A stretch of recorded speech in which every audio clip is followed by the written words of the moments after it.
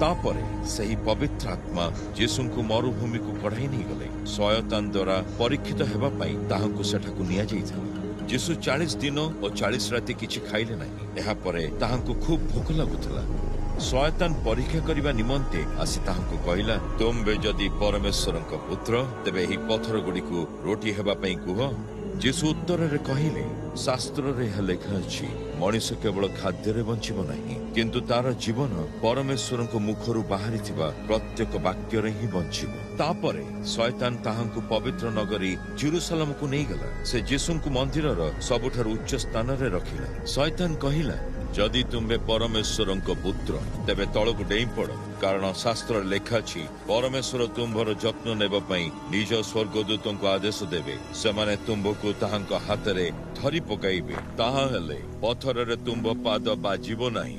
यीशु ताहांकु उत्तर देले, शास्त्र एकथा मध्य कुहे, तुम्भे निज प्रभु परमेश्वरଙ୍କୁ परीक्षा करिबो नाही। तापरे से यीशुଙ୍କୁ बहुत उच्च पर्वत उपरकु नहीं गला एवं ताहांकु संसारर समस्त राज्य और सेगुड़िकर ऐश्वर्य देखाइला। शयतान यीशुଙ୍କୁ कहिला, जदि तुम्बे पाद तले पड़ी मते प्रणाम करिवो तेबे तुमको मैं सबु देई देबी।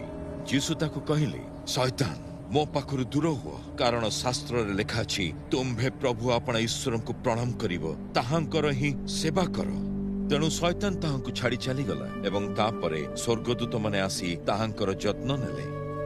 जोहन कारागार रे बंदी होइथिबा खबर यीशु सुनिले, तेणु यीशु गालीली को फेरी गले। यीशु किंतु नाजरित रे रहिले नाही, से गालीली हृद कूलरे कफरनाहुम शहर रे बास कले। कफरनाहुम सबुलुन और नप्ताली रो पाख अंचल रे अवस्थित। भविष्यत वक्ता यशायाଙ୍କ माध्यमरे प्रभु परमेश्वर जहा कहिथिले ताहा पूर्ण हेबा पई यीशु एभଳି करिथिले। सबुलुन और नप्ताली प्रदेश समुद्र रास्तार निकटस्थ जर्दन नदीर परपारिस्थ गालीली रो एक अण जिहुदी प्रदेश।